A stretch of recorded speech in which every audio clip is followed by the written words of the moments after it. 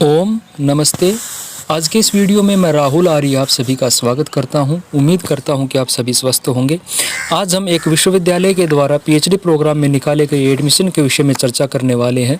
हम जानेंगे कि किस किस डिपार्टमेंट में यहाँ पर सीटें निकाली गई है, एलिजिबिलिटी क्राइटेरिया क्या है, एप्लीकेशन फ़ीस क्या है और कब तक आप इसके लिए अप्लाई कर सकते हैं।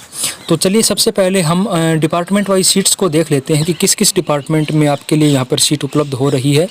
तो सबसे पहले हम बात करें बंगाली विषय की। तो बंगाली विषय में आपके लिए यहाँ पर कुल 18 सीट हैं, जिनमें से 9 अनरिजर्व्ड के लिए है, एससी के लिए 4 हैं, एसटी के लिए 1 है, ओबीसी ए के लिए 2 और ओबीसी बी के लिए 1 है, पीडब्ल्यूडी यूआर के लिए 1 सीट है। तो जो कि कुल टोटल बन रही है 18 सीटें। उसके बाद बॉटनी विषय की बात की जाए तो बॉटनी विषय में 8 सीटें हैं, जिनमें से 4 यूआर के लिए हैं, 2 एससी के लिए, 1 एसटी के लिए, ओबीसी ए के लिए 1 है। कुल 8 सीटें आपके लिए यहाँ पर उपलब्ध हो रही हैं।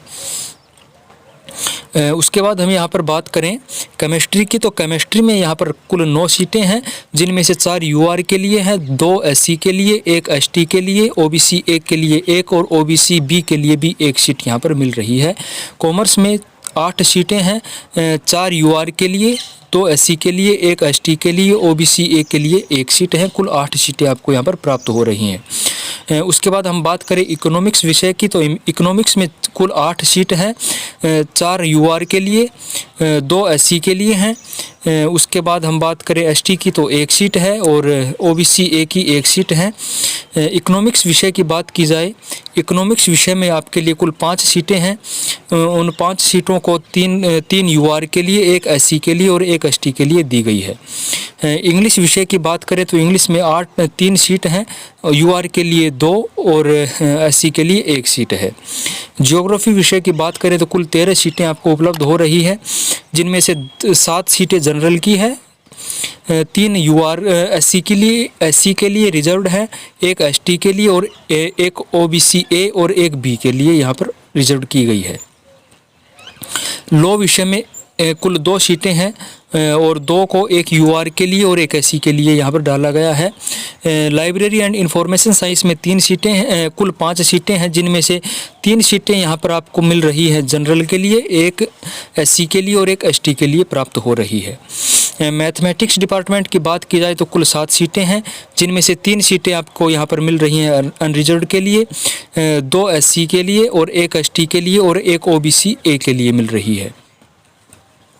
फिलोसफी विषय में 8 सीटें हैं, 4 यूआर के लिए, 2 यहाँ पर एससी के लिए, 1 एसटी के लिए और 1 ओबीसी ए के लिए यहाँ पर रिजर्व्ड हैं।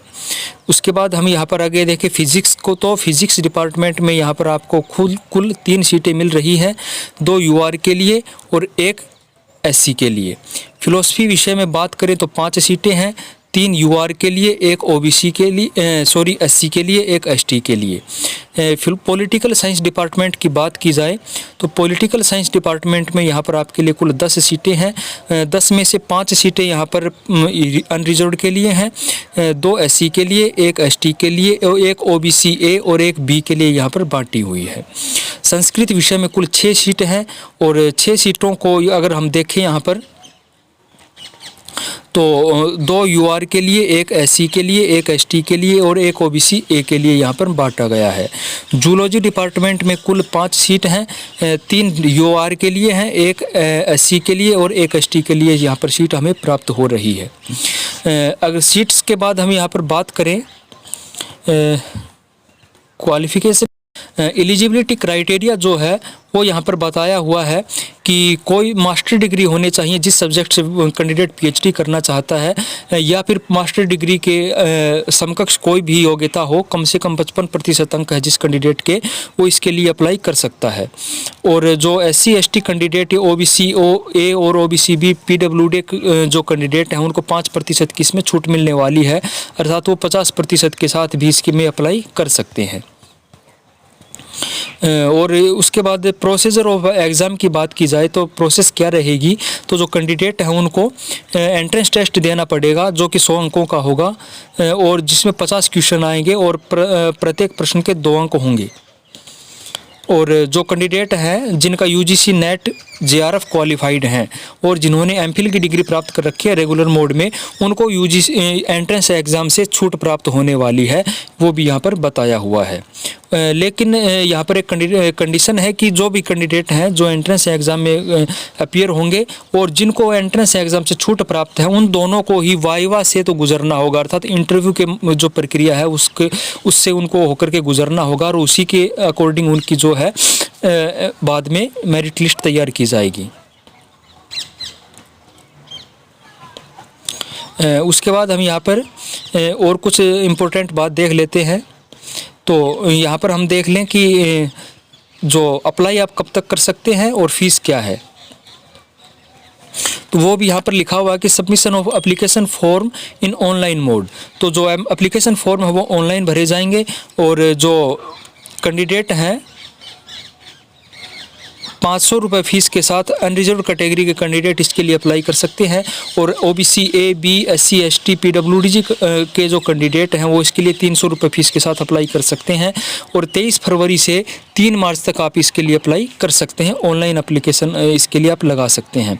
और यहाँ पर जो आपके जो रिक्वायर्ड डॉक्यूमेंट्स हैं जो आपको इसके लिए ज़रूरी होंगे वो भी यहाँ पर दिए हुए हैं।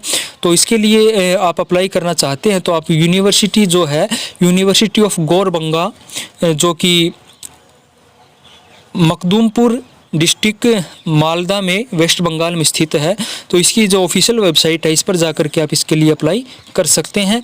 तो आज के लिए ये अपडेट थी मेरे पास जो कि यूनिवर्सिटी ऑफ गौरबंगा से था। तो आप इसी तरह के अपडेट्स अगर पाना चाहते हैं रेगुलर तो आप हमारे YouTube channel educational news and updates को सब्सक्राइब करें और हमारे यूट्यूब के चैनल के साथ जुड़े रहें।